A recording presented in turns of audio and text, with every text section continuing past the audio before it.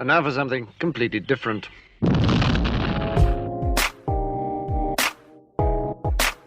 Hello and welcome in to another episode of the Get Cocky Podcast, part of the Gamecock Central Podcast Network. I'm your host, Pearson Fowler. Got a great show for y'all today. Will Helms, as always, for his usual Monday segment after Carolina gets back on track. A not totally convincing, but certainly much needed win against Vanderbilt. It is now 11 years in a row against the Commodores. South Carolina wins it 24-7 at Williams-Brice Stadium. It was a night game, pretty decent atmosphere. I was, I guess, pleasantly surprised at the atmosphere of the game.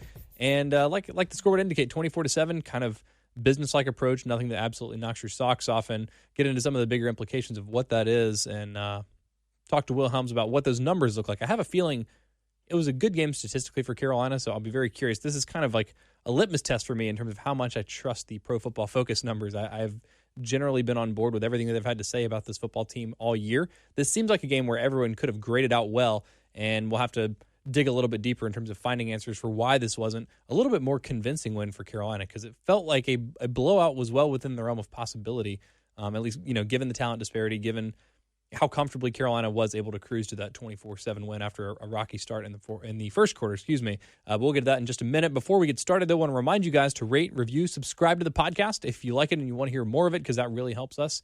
And when you do that, you'll get all the another Carolina podcast that Wes and Chris and I do. They do their No Huddles on Mondays. We do that on Wednesdays, all three of us. The Commit Cast, and then as basketball season starts to roll around, we'll have some more stuff for y'all there as well. So don't forget, again, subscribe to the Gamecock Central podcast feed. All right, so as I mentioned, 24-7, and I guess we'll start with the offense because that's where most of the question marks have been for this team this year. 24 points is kind of where South Carolina's lived. They have not yet broken 30. The most they have scored against an FBS opponent is 27. That was against Florida, and it doesn't really seem to matter the quality of opponent, which in some ways is nice and in some ways is even more frustrating. Carolina was obviously able to notch 20 against Georgia. They were able to score 27 against Florida. They were able to score 23, I think it was, against Alabama. So it doesn't matter if they're playing a great team or if they're playing a mediocre team like Vanderbilt. That's just kind of where they live. And again, there's something to that maybe, I guess, comforting. You kind of know what you're going to get. And if you're Travaris Robinson, you know exactly what you need your defense to do if South Carolina is going to get a win. And, I mean, you look at the games that they've lost, it was 41 to Tennessee and 43 to Alabama and 34 to Missouri. And basically, if you let them score more than 20 or 24 points, South Carolina is not going to win the football game. The question of why, though, is one that's perplexed me. And I've mentioned this many times on this podcast. It's been sort of a common thread. There are reasons and there are excuses. There are different ways to explain what's happening, what's going wrong, or rather what's not going right with the South Carolina offense. Saturday was, I think, a really interesting case because a lot of the variables that we've tried to isolate and say, well, this seems to be the heart of the issue, weren't really a factor. For the last couple games, Helinski's health has been a question mark, really ever since the Missouri game where he's been, a little bit banged up. Not that he's a super mobile guy, but impacting his ability to move around the pocket, to elude pressure just enough to get passes away. And even at times, it seemed like stepping into his throws, especially that Florida game, it seemed like he was maybe protecting that knee a little bit so he wasn't stepping all the way into his throws, missing some of those long balls. That's been a big factor. He looked great on Saturday. He was 24 of 31. Didn't have a very high yards per attempt. He did have a couple nice down the field passes. There was the one touchdown pass to Brian Edwards that apparently was a good audible by Helinski in addition to it being a good throw, and a couple other ones. And again, statistically fine game. 24 of 31, 254 yards or something like that. Had a touchdown, no interceptions. He continues the nation's longest streak of pass attempts without an interception, which is important, again, when you're playing these games with very slim margins, where you're kind of relying on your defense to help you not lose the football game. It helps when you have a quarterback that doesn't turn the football over, so that's nice.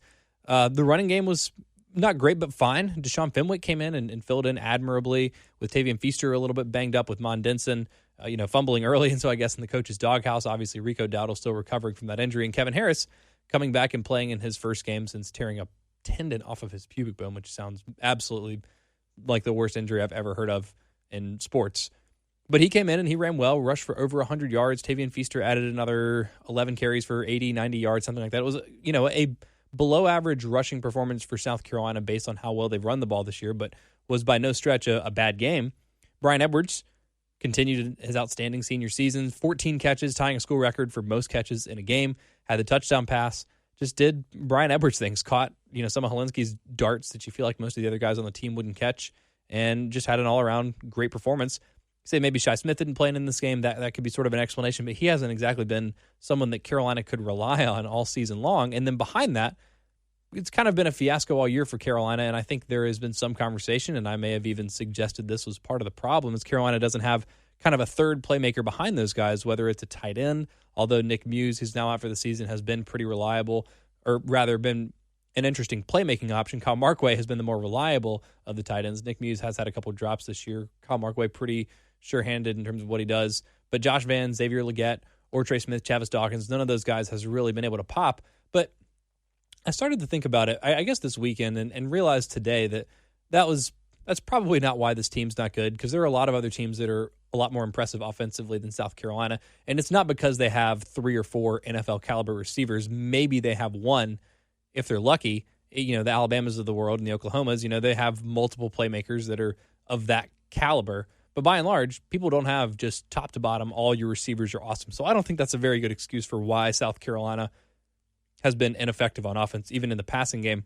Will Helms had great stats last week, and I'll be curious to hear sort of an updated version of those, where basically South Carolina, when Ryan Helinski's throwing to South Carolina's receivers 3 through, whatever, basically throwing to not Brian Edwards or Shi Smith, his numbers are like the worst in the SEC or near the bottom.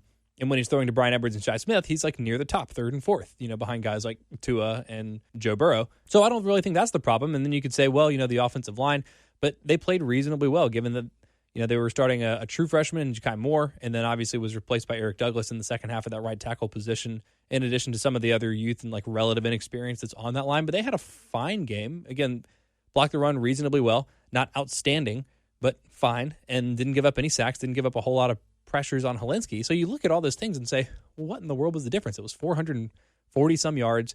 It was 9 of 15 on third downs, and Carolina left some points on the board. They had to kick a field goal from either the 6 or the 7-yard line, and then obviously there's the possession that everyone's talking about and banging their head against the wall because of, where South Carolina decided they were just going to go for it. They were committed to attempting to score a touchdown on 4 straight plays. They had first and goal from the 7, second and goal from the 2, and then third and goal from either the 3 or 4, and then a 4th and goal from the 1 or the 2. Was not able to punch it in.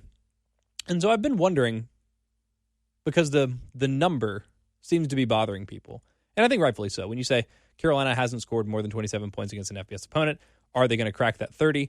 It's a somewhat arbitrary distinction that Wes and Chris and I talked about a lot since the, Missouri game, and I don't know, I keep bringing back up, and now I feel bad because it's not really what we're looking for in terms of assessing how effective and efficient this offense is. Obviously, that has more to do with the performance than necessarily the points that you put on the board.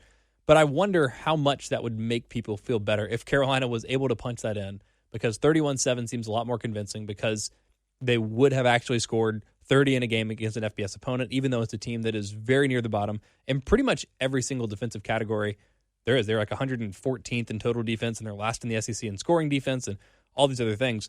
So South Carolina should have put a show on, and again, statistically they did, but it wasn't there in the numbers. How much are fans upset about the performance and sort of like the inscrutable nature of like, just why wasn't it better? It just didn't.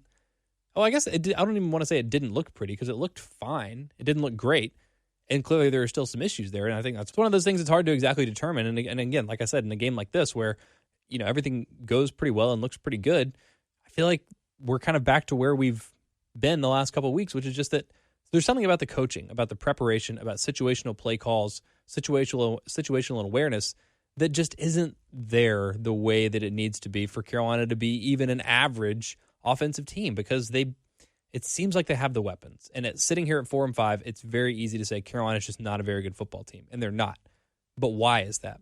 Do they actually have the talent, or is it just a matter of, bias, because not even because we necessarily like this team or like these players, but, if you're just in Columbia and you're exposed to it and you're aware of them, you're sort of more, there's a name for it. I can't remember what it is, but there's a name for the psychological phenomenon where you are more predisposed to have positive feelings about something that you're more familiar with. So again, even if you're a Clemson fan listening to this and living in Columbia, you probably have a higher opinion about guys like Shi Smith and Josh Vann than somebody living in like Nebraska, even if they're a hardcore football fan, just because you're around it more. So how much is that sort of clouding our judgment, our ability to say, how good is this team actually? Are they really underperforming their talent, or is this a 4-5 through 9 games of the season kind of team?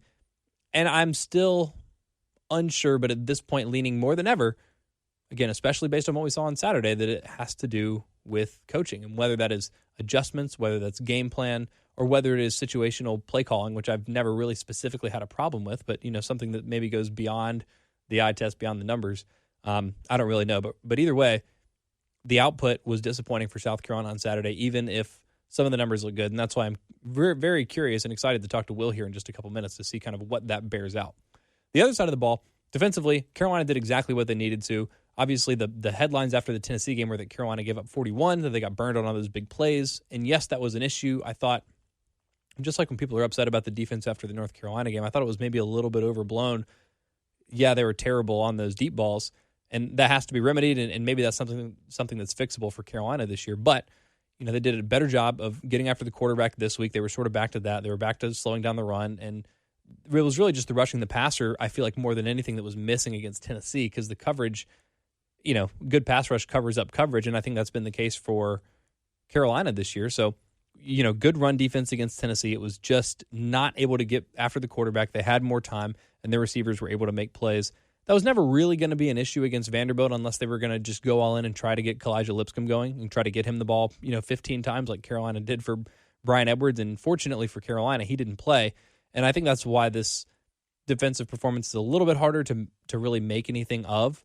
Like I said, they went in there and they did exactly what they needed to do. They rebounded after just what was an embarrassing performance against Tennessee, but even in an embarrassing performance, it's not like the numbers were gaudy. They were still able to hold Tennessee to 23 points, 14 of those are special teams. But like I said, this Vanderbilt performance was smothering, held them to fewer than 200 yards. They were, I think, 3 of 12 on third down. I don't have the number right in front of me, but it was something like that. And Vanderbilt only ran like 53 plays. South Carolina won the time of possession. The defense did a good job of making stops on early downs. And, of course, forcing them to punt, actually getting off the field at third downs, which it seems like they've struggled to do at times this season. Again, nice to see them get back on track and do what they needed to, but it's hard to assess really that performance. This also doesn't even factor in, or I hadn't even mentioned yet, Mo Hassan, who was supposed to be the starter, who had won the starting job after winning the Missouri game, or I guess before winning the Missouri game for Vanderbilt, that huge upset. Then it was Riley Neal because Mo Hassan was out in concussion protocol, and then Riley Neal gets knocked out after leading Vanderbilt on a really impressive opening drive, one that was helped by penalty that maybe I thought was kind of a tick-tacky call, but was still an impressive drive nonetheless. And so I guess the one question mark that I have about this defensive performance is how different is this game if Riley Neal plays and is healthy the entire time? Because there's no doubt about it, there was a huge drop-off from Riley Neal to Deuce Wallace. They weren't able to really throw the ball downfield. Not that I don't know if Riley Neal he's not Tua, he's not Joe Burrow, but seemed to be more capable than Deuce Wallace. How much would Carolina have been able to adjust and continue to put on a pretty smothering performance? And how much would that have allowed Vanderbilt to sort of hang around? We don't really know. All we know is that from what we saw, based on the defense, it was pretty solid. Nothing else really to say about it. They've done a good job of at least allowing Carolina to hang around in some of these games. And against Tennessee, against Florida, the offense just doesn't do enough to hang, and that's sort of where this team is right now. But I really think, despite a lot of missed tackles against North Carolina, all the points given up against Alabama, and the ugly performance against Tennessee, I think this is still a really, really good defensive unit, probably the best one that Will Muschamp's had, and it really starts up front. My eye test, just initial thoughts from the game, are that Aaron Sterling probably was the best player of the game, maybe on both sides of the ball, but certainly on defense. I can't wait to hear from Will whether or not he graded out that well. He continues to be an amazingly disruptive presence, despite the fact that he's undersized at defensive end, and it's just been really, really fun to watch this year. Javon Kinlaw also had a pretty good game. Ernest Jones, I think, played well. RJ Roderick doing a nice job in coverage. Don't get to say that a lot on this podcast, but made a really nice play on, a dangerously thrown ball, but still did a good job to jump the route, to get his hands on it, to not drop it, give Carolina a good field position to help put that game away, sort of, I guess, in that second half. Actually, I don't even remember if they did anything with that turnover. And now I can't remember, and I should look it up, but I'm not going to. But regardless, he played reasonably well.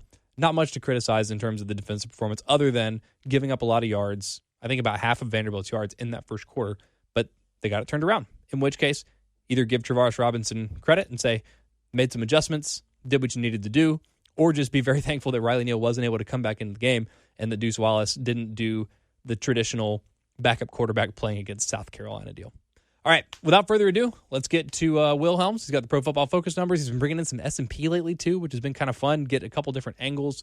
The PFF is really good for specificity. The S&P stuff has been helpful to look at more big-picture things, and that may be where we go today because, again, by and large, this felt like a good performance. It looked like a good performance on the stat sheet, but watching it, there was something missing, and there's something missing in the final score as well. So hopefully he can help us figure out exactly what that is. So here's Will. All right, on the line with me now for his usual Monday segment, Will Helms of Prep RA, of Gamecock Central, of Twitter fame, here to break down a very confusing game, a very vanilla game. And I said on my local show on 107.5 this morning that as up and down and as emotionally exhausting as the season has been, Gamecock fans should have been delighted to sit through what was an absolute snooze fest on Saturday, the 24-7 win against Vanderbilt, a game that, again, was like pretty comprehensive, not a lot to worry about. It was kind of a sloppy first quarter, but by and large, you always felt like Carolina was going to win the game. It didn't feel super convincing, but the numbers looked overwhelmingly positive everywhere you look in the box score. In general, how did the advanced metrics portray the Gamecocks' performance on Saturday?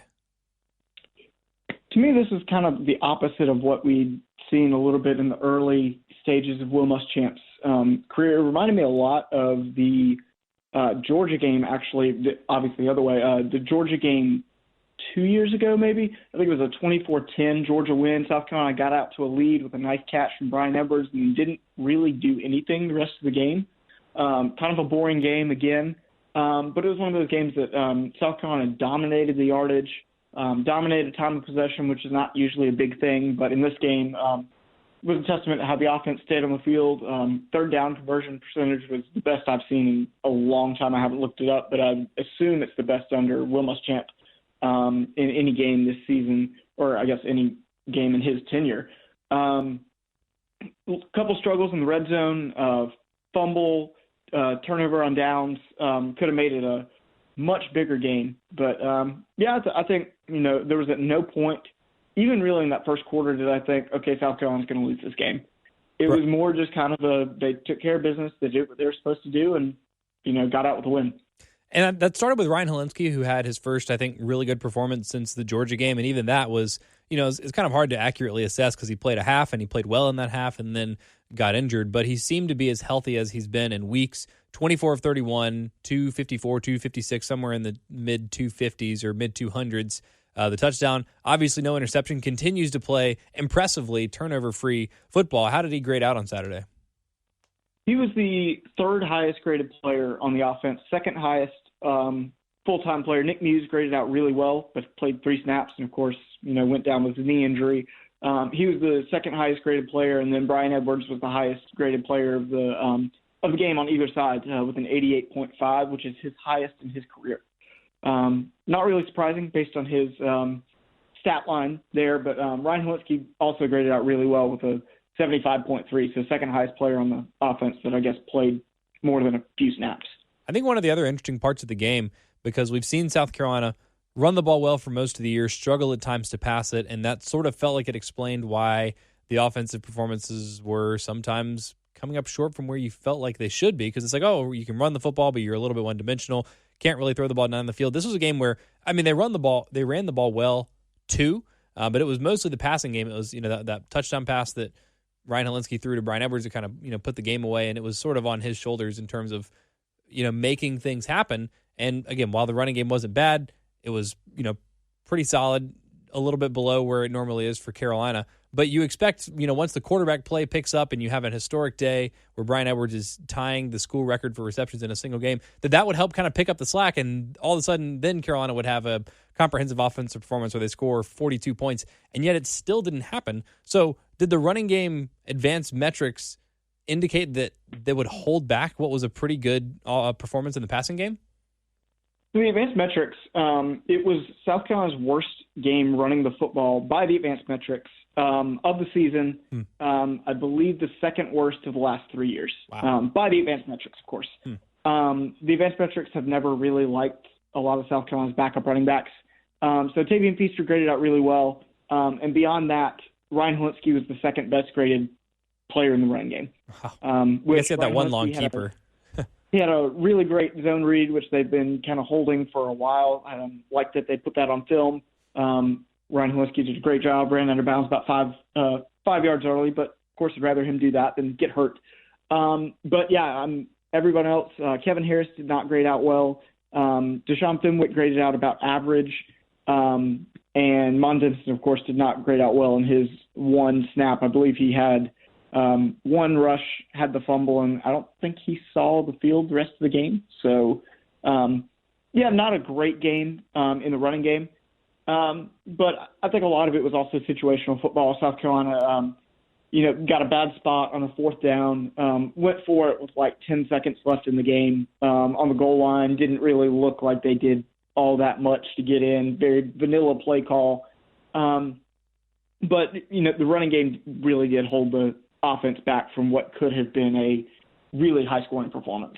That's interesting to me. Surprises me just a little bit that it was the very worst of the season. I think this team is really feeling the impact of not having Rico Dowdle, and I'm kind of more than that. It's not about what Tavian isn't doing as number one, but it's like who's kind of behind him doing that. And obviously it was Deshaun Fenwick that ended up being the leading rusher and sort of the number one guy on Saturday. Tavian Feaster getting banged up just a little bit, but like you said, Feaster still ran well. That Fenwick got over 100 yards. I'm surprised the numbers sort of bear that out. How much of that responsibility belongs on the offensive line? Obviously, Ja'Kai Moore starting in his first game at right tackle didn't go the distance. Eric Douglas came in to play right tackle for most of, if not the entire second half. So were there problems up front in this game, or was it mostly on the running backs? So this season, South Carolina's offensive line has been remarkably average at run blocking. They've had no poor games in the run blocking. They've had no great games. The run blocking was actually one of their better games, with three of the five starters grading out in the good or the above average to good range in blocking. You have Ja'Kai Moore didn't grade out very well in the running game, and neither did Javon Gwynn. But Stanley, Hutcherson, and Jordan Rhodes all graded out in the high 60s, low 70s for run blocking, which is better than they've really done all season. So.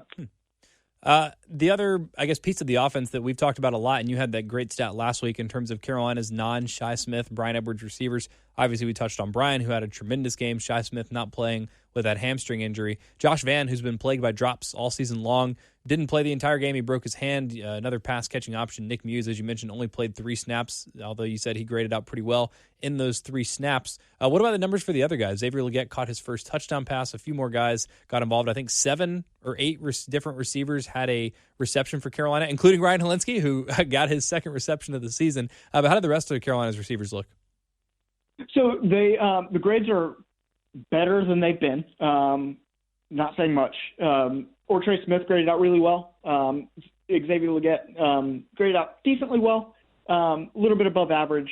Still not great. His route tree right now is very limited, being a quarterback in high school, but I think we can all see the upside. He also did become the first Gamecock receiver not named Shi Smith or Brian Edwards to pass 35 yards since Deebo Samuel. So there's that. So, progress there.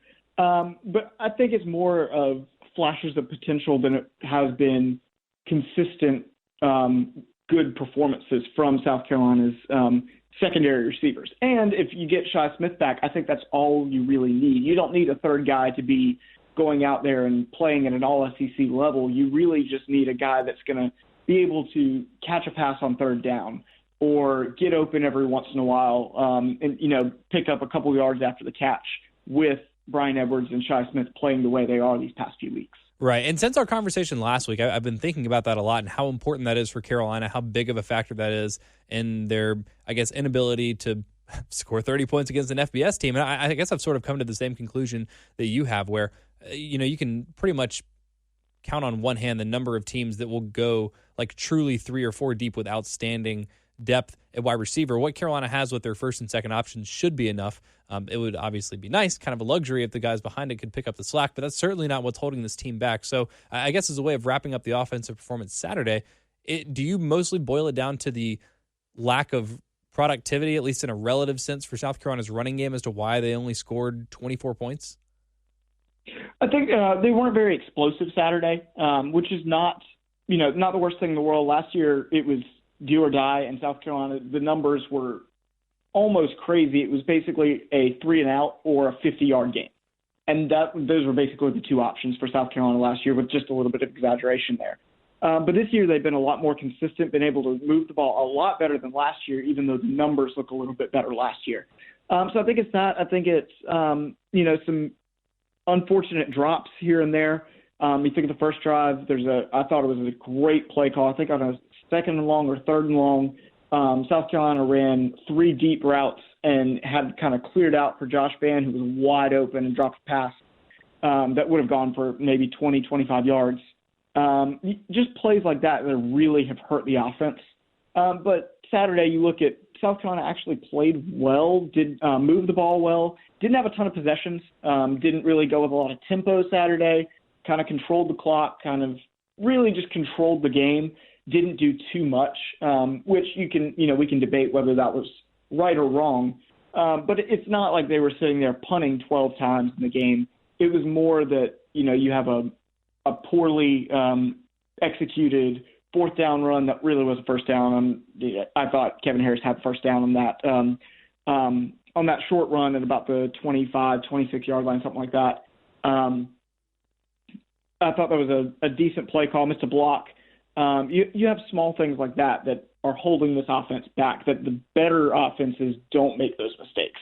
And if they do make those mistakes, it may be a first down drop and you come back and catch it on second down.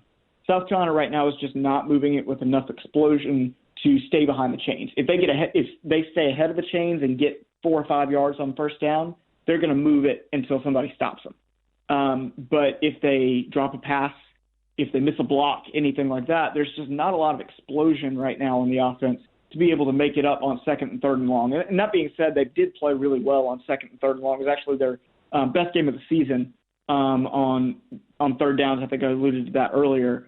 But when this team gets behind the chains, it's just not built to have a 25-yard gain on third down. I think about third down 18, there's a great play call to get Brian Edwards open. You have a really bad holding call or a really bad holding penalty on Kyle Markway, just kind of an unnecessary hold that moves it from a first down on 3rd and 18 to 3rd and 22.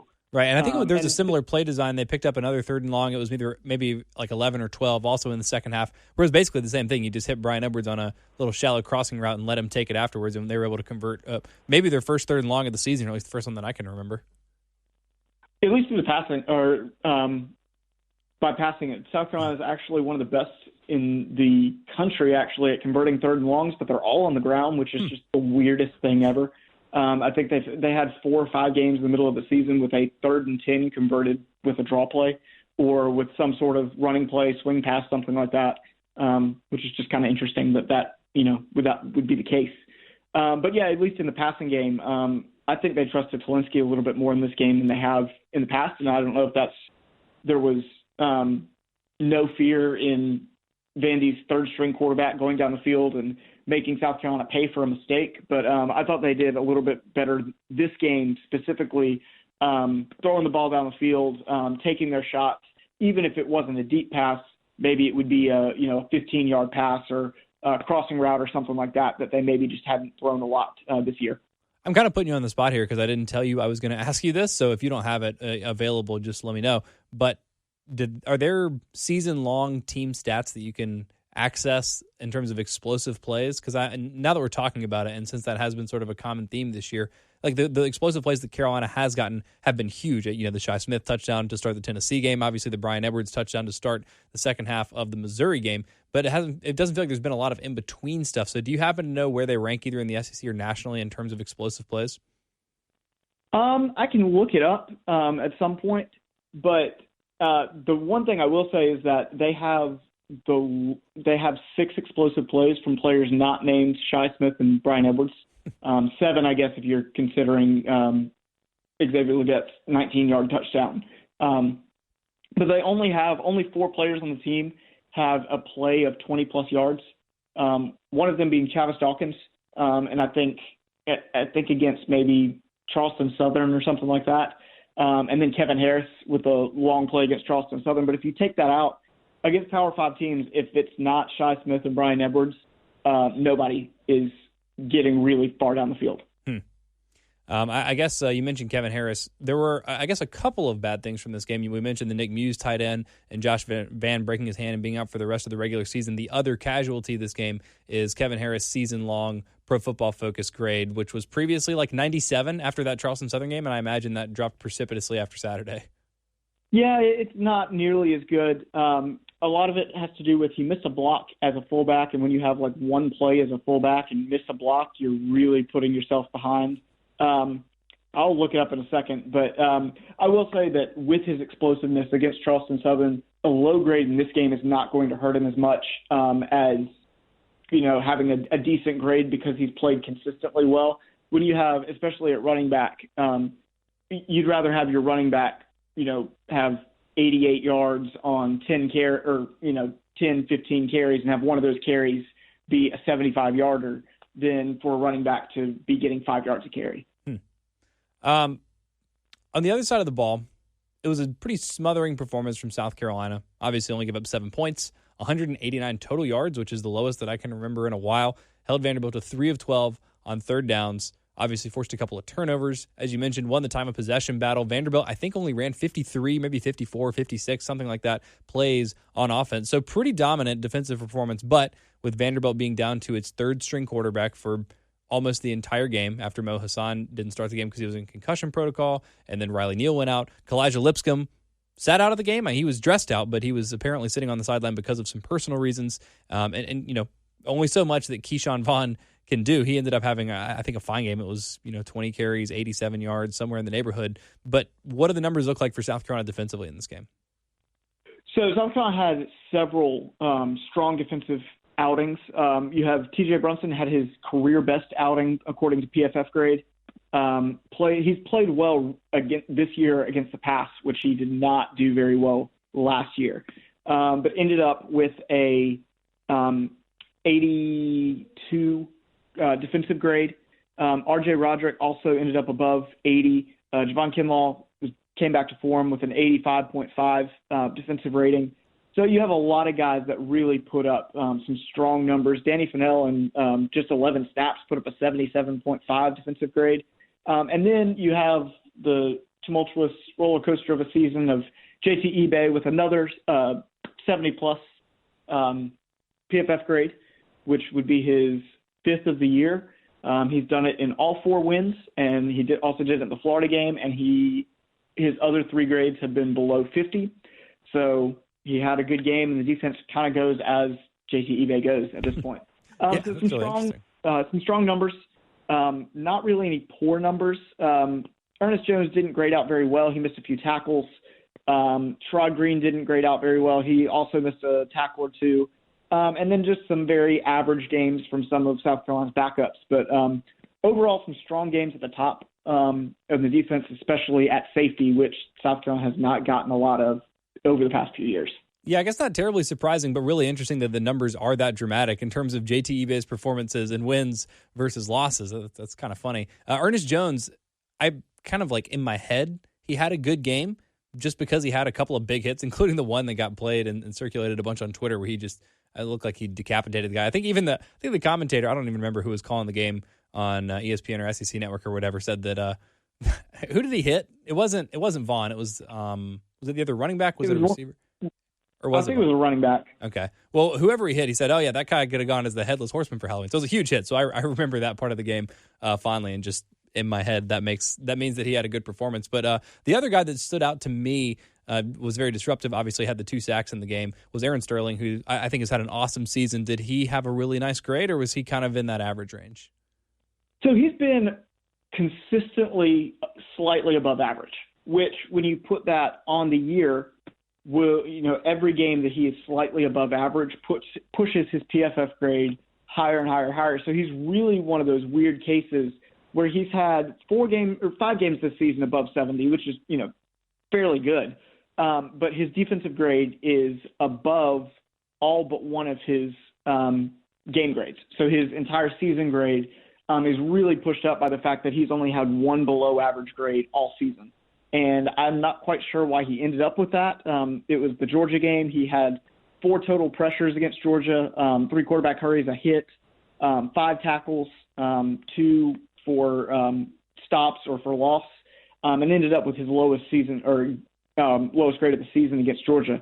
Other than that, he's put up consistently above average grades, which he's done really throughout his career at South Carolina. He was the highest graded defender other than Sky Moore 2 years ago as a freshman, which is kind of interesting because I don't remember him doing a lot his freshman year, but PFF loved him his freshman year. Had kind of an off, on and off season last year with some injuries. Really struggled tackling last year, missed 7 tackles last year, and then comes back this year, is second on the team with 24 pressures, leads the SEC in sacks, really has become a disruptive force. And I'll be the first one to say that I expected him to lose his starting job by week 2 or 3 at the beginning of the season. I really thought it would be Enigbare that would come in and be that second defensive end, and it hasn't been. And so he's played really well, and I think that that's got to be encouraging for South Carolina fans going forward. Yeah, I was also pretty excited about Enigbare. He flashed a lot his freshman year and has really been solidly that backup. And I think, it seems like he has played reasonably well in that role, but I'm kind of with you where I thought he was going to get a bigger role. I don't remember off the top of my head how many snaps Enigbare played on Saturday. I don't actually remember seeing him, so I don't know if he even recorded any statistics. But Aaron Sterling, we've probably talked about him a couple of times on the show, not as much as Javon Kinlaw because, we got to get our quota. But the fact that he is as explosive and disruptive as he is, you mentioned, near the top of the SEC in sacks. I think he's also near the top in tackles for loss. It's so impressive. He just has to be. I don't know if it's just fast twitch. I don't know if it's like speed that leads to explosiveness or if he's just incredibly strong. I need to ask Jeff Dillman, in terms of guys for their size in the weight room, who gets after it the most, and I'd be surprised to not hear his name because he's been fun to watch. And I think he has another year, right? He's a redshirt junior? Yeah. Yeah, he's got another year. I really would not see him going pro. So he would be that guy that I don't know if they would transition him to Buck next year or just kind of leave him where he is at defensive end. But he has played really well this year. And I think it's a big part of the reason that South Carolina's defense has been improved this year. One of the other things that I like about Pro Football Focus, and you've mentioned this a couple times for a couple of different players, I really appreciate that it values consistency as much as it does. So you can have a guy like Aaron Sterling who may not have that one game where he really jumps off the page, but the entire body of work gets credited just because he's doing it week in and week out, which is really cool. The other thing about Pro Football Focus in terms of how it assesses trends, how it looks at the big picture, you've mentioned this before as well, is that it doesn't really take into consideration the quality of your opponent. So that's why I'm kind of left not feeling any strong way about this Vanderbilt game. Again, the defense did what they needed to. It was a pretty consistent performance, basically with the exception of that first drive from Vanderbilt, but doing it against a third-string quarterback and, a wide receiver core that wasn't that good to begin with, and they've lost their real, only playmaking option. And then Jared Pinkney, who is a guy that was a preseason All-American tight end, didn't do much. Carolina's done a surprisingly good job defending tight ends. Kyle Pitts, Alberto Cuey-Bunum, now Pinkney. None of these guys have really gotten at Carolina. So how much do you think should be taken away from this defensive performance? I think the biggest thing is the turnaround. And yes, we could talk about quality of opponent, but especially in the secondary with a young secondary, experienced secondary, but young. You're talking, 3 sophomores and a true freshman. Mostly have played together all season. But you look at that Tennessee game, that was just awful on so many levels. And I think they were really wanting to come out and prove that Tennessee was the exception, that's not who they are. And you can talk about quality of opponent all you want, but including, I think we all saw J.C. Horn got really burned on that double move. Great film study by Vanderbilt. He and Will Muschamp separately in the press conference give hats off to them, said that they looked at that quick out a lot. They studied it on film. And Vanderbilt came out on a 3rd and 2, and the first time they ran a double move off of it, and no safety help behind because I think they were in some sort of a zero coverage look or something like that. And so to bounce back from that, including that, the starting secondary allowed 4 catches for 52 yards on the game, and 26 of that came on one play. And so, talk about whoever the opponent is all you want, but a 44 passer rating, including, the touchdown, is really good. And I think it's a good turnaround from Tennessee last week. That was just not good and not where this secondary wants to be. And so to come in and have a really dominant performance, even if it was against Vanderbilt, really has to help them going forward. Playing this week a very sneaky good App State team with potentially, this is a maybe a hot take, but the third or fourth best receiving core this team will see all season. Wow. I think it's good to for them to gain that confidence going into that game. Certainly, yeah. And whatever changes the secondary may have made, adjustments, or just, like having a fire lit under their asses will certainly be on display if that does prove to be the case. And certainly they have more playmakers than Vanderbilt, because that's not particularly hard to do. And we've seen already this season how much a win like this and a kind of smothering defensive performance can help in terms of the confidence. Carolina beat up on a really bad Kentucky offense, had a great defensive performance, and that seemed to help them carry over a swagger into that Georgia game where they were able to, go ahead and force 4 turnovers out of the Bulldogs. So it's something that doesn't really show up on paper. It's something that's hard to exactly describe or put your finger on, but is really important. Before we get off of the defensive performance, I'm curious about the flip side. You mentioned it doesn't really matter who you're playing against. I am curious, though. Obviously, a lot of first drives are scripted. Vanderbilt scored on its opening drive and probably, or certainly would not have if they had not gotten a generous holding call on Israel Mukuamu that I thought was a little bit tic-tacky. They would have punted it right back to Carolina, but you give them credit. They took that first down and they marched it the rest of the way down the field. Riley Neal didn't play after that drive. How did Riley Neal grade out versus Deuce Wallace? So let me pull those up. From eye test, obviously, I think Riley Neal graded out better. But looking at the numbers right now, Neal graded out a 64.5. So not great, only 14 plays. So, that's obviously has to do something with it. But Deuce Wallace graded out at a 29. So there's the flip side of that, which granted, it doesn't, PFF doesn't differentiate between, the defense played really well. You didn't play that bad.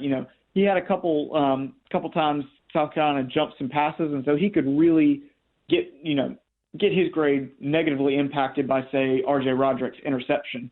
And you can still say on the flip side that was a great play by R.J. Roderick to recognize the out route there, to jump the route, and to make the interception. You can give credit to R.J. Roderick and at the same time say that, okay, Deuce Wallace's pass, that wasn't great. That wasn't the best decision. Yeah, a classic. Both things can be true. I was just happy that, and I said this in the monologue before I came on, I was just happy that we get to talk about R.J. Roderick doing something positive in coverage, because I feel like he has probably given up more plays than he has made in that respect this season. I don't know if that's entirely a fair characterization because I don't have the numbers in front of me, but that seems like it's been the case. So good to see him make a good play on the ball. Very quickly on that, he gets a bad reputation for his defense, or his, pass defense. But he really has not been that bad. Granted, he was the best player in coverage, second best game in coverage of any South Carolina player this season. Had an 85 or 87.5. But also, I just have to point out that R.J. Roderick's actually pretty decent in coverage. This year he's got a 67.3 coverage grade. Last year he had a 69 coverage grade, but had several strong performances last year. Had 2 horrible games, one of them being actually Coastal Carolina last season in his first ever game. Gave up 2 big plays in garbage time there. And then really put together some strong games before Clemson, which I think we can kind of just chalk that up a little bit to South Carolina was down to walk-ons on freshmen. I was afraid in that game last year that I may have to be called upon to go play defense for South Carolina because they had so many guys injured. But he played really poorly in that one. Numbers don't really say so, but PFF thought so. And other than that, had very, very strong coverage grades in a lot of his other games. So a little bit, I think that PFF struggles sometimes to identify, which of course they would, identify what coverages teams are playing and things like that. But I think R.J. Roderick is more one that's prone to making the sophomore mistake than he is just struggling in coverage, if that makes sense. Yeah, totally. And I think it could be the case. I remember early in the year just wondering about Israel Mukuamu in terms of how effective he was as a true cover corner. And I think, dropped off a little bit since the Georgia game because obviously you're not going to have 3 interceptions every game. But I think you were the first person to point out to me, it's not even that the numbers are that bad. It's not even that he's allowed that many catches. It's just all of them are memorable. And I think back about the plays that R.J. Roderick has allowed in the secondary and pass coverage, and it seems like they've all been, big moments for the other teams, and the timing is as damning as the actual yardage or result of the play. And so maybe that's why some of those stick out a little bit more in your mind, which may account for it feeling like he's a little bit worse than his grades would otherwise indicate. Yeah, that would definitely make sense. And, the other side of that is, well, if you give up a big play in a big moment, that's worse than giving up a, 20-yard catch in the first quarter of a, small game. But definitely I think it's sophomores and freshmen in the secondary. And South Carolina secondary seems to struggle when the defensive line struggles. And when the defensive line has been good, the secondary has been good. And I think that's just something that's true throughout football. No matter who you play for, if your defensive line plays well, your secondary is going to play better. It's a beautiful and often frustrating symbiosis between every moving piece of the machine that is a football team on either side of the ball. Were there any other trends, numbers that you wanted to get to before we get out of here? This game was kind of, I don't want to say you throw it away. It was just, I won't remember this game. I think Colin Taylor and I were talking after the game. It's a win, 24-7. It's going to be, I was at the game, covered the game. It's a game maybe a year from now I won't remember existed, which Colin joked. He goes, kind of like the Vanderbilt game 2 years ago. And I said, I don't remember the Vanderbilt game 2 years ago.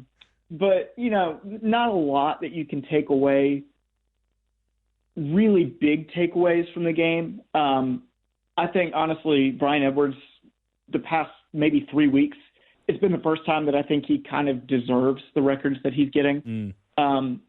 Before the year, I've always thought he's a very solid contributor. He's going to make an NFL roster someday, but he really is more of a product of a more pass-happy offense and staying 4 years than really a receiver that just goes out and dominates. I wouldn't even say that he would be the best receiver on the team, maybe two or three of his 4 years.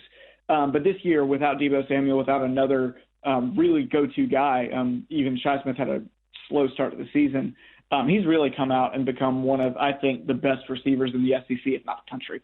I'm really glad you said that because I very distinctly remember having this conversation with a friend of mine and my roommate as we were leaving Bank of America Stadium after the North Carolina game to start the season, thinking, man, it's kind of a shame that Jake Bentley and Brian Edwards are going to own all the passing and receiving records in Carolina history because it's not really going to be reflective of who those guys are. And as it turns out, Jake Bentley is not going to have those records, which is, I don't want to crush him because he's, he got hurt and obviously that's not good. But if you're someone that's just looking at the record books, it probably would be an unfair representation of the history of quarterbacks at South Carolina for Jake Bentley to be number one in all of those categories. And I kind of felt the same way about Brian Edwards. It's like, man, I'd rather have Deebo than Brian Edwards. I'd rather have maybe Pharaoh Cooper than Brian Edwards and Alshon Jeffrey and Sidney Rice and, all these other guys, Zola Davis and, however far back you want to go, obviously Sterling Sharp. I'd rather have all those guys than Brian Edwards. But he, as you pointed out, is really, I guess, earning his legacy. It feels bad to say it like that. I feel like I'm sliding him or taking something away from him like he hadn't earned it to this point. But I feel like, exactly like you're saying, this season, and especially these last couple of weeks, he's earned it. And now I feel a lot more comfortable with him being at the top of those lists. Yeah. I think the weirdest Brian Edwards stat that kind of sums up his career is he's had 2 career games with 1 reception and broke the all-time receiving or receptions record at South Carolina before he ever had a double-digit reception game, which just feels like the most Brian Edwards stat you can throw out, is that not only was it his career high and tied the school record, it was the first time he's gone over 9 catches in a game in his career. And he did that the week after he broke the receptions record, which is just kind of a testament to how just solidly above average he's been throughout most of his career until Ryan Helinski got here. And, I mean, listen, he's on pace, even if you throw out the North Carolina game, 1 reception for 6 yards. With Ryan Helinski, he's on pace to become the second receiver in school history to have 950 receiving yards, 5 touchdowns, and 80 receptions. He's actually on pace to become the third player in school history with 80 receptions in a season, which just seems remarkable to me. But he's putting up numbers that are rivaling even Alshon Jeffrey's 2010 season. Wow. Mr. Consistency. And I think very appropriate then. You look at the list, the names of the other guys that have had 14 receptions. I don't remember them all off the top of my head, but the one that obviously jumps out is Kenny McKinley, who I always thought of, never had the game-breaking ability of Sidney Rice or some of his other counterparts that he played with, but was just a guy that you always counted on. I know this isn't an official stat, but it feels like he never had a drop in his entire career. He was just sure-handed, always in the right place at the right time. Seemed like he was always picking up a third down conversion, something like that. And I think Brian Edwards is has kind of filled that mold in terms of being consistency. And then I think what we've seen this year, what he's added to his game and what he's added to his upside in terms of his ability to go pro and be a useful wide receiver in the NFL is more of that explosiveness that wasn't really showcased in his first 3 years at Carolina. He's shown speed. He's shown the ability to run through tackles and evade tackles. It's been probably my most enjoyable part of this season. Yeah, and I think 10 years from now, we're going to look back and still remember Brian Edwards' moments. I'm still going to remember the Louisiana Tech, Hail Mary catch that saved South Carolina's 2017 season. I'm going to remember the one-handed catch against Tennessee. I'm going to remember a lot of these Brian Edwards moments that I didn't know if I would remember, 5 years from now, like I do with Alshon Jeffrey, like I do with Deebo Samuel, like I do with Pharaoh Cooper, a lot of those guys. And so I think it really he's earning those records this year, as weird as that sounds. Yeah. Well, that seems like as good a place to wrap up as any. The story of the game was, like you said, it was kind of a boring game, vanilla game, kind of forgettable. The one shining star, I guess, in the game was Brian Edwards, and hopefully he can do it again for the rest of the season because goodness knows Carolina needs all the help that they can get offensively. Hopefully they crack 30 points against an FBS opponent. At this point, I wouldn't bet on it, but I guess you just got to hope that the defense keeps holding opponents to about 20 points if you want to keep winning any of these last 3 football games. Will, great stuff as always. Thank you so much. Don't forget to check out his website, prepra.com, prep-ra.com for basically anything that you need in terms of recruiting. It's a lot of tutoring, SAT prep. There's even football prep. Anything that you need to help get your student athlete ready to be a student athlete at the next level, Prep RA is the best place to do that. Also read him on Gamecock Central. Follow him on Twitter at WHelms21. And we'll talk to you next Monday. Sounds good to me. Thanks so much again to Will. Don't forget to follow him on Twitter at WHelms21. And that'll about do it for this episode of the Get Cocky podcast. Just want to remind y'all real quick to rate, review, subscribe to the podcast, and it's the whole Gamecock Central podcast feed. So when I come back with Wes and Chris on Wednesday for another Carolina podcast to look back on the Vanderbilt game, some more big picture stuff, and look ahead to Appalachian State, you'll go ahead and get that automatically in your feed. So rate, review, subscribe. Thank you all so much for listening. Have a great week, and I'll talk to you Wednesday.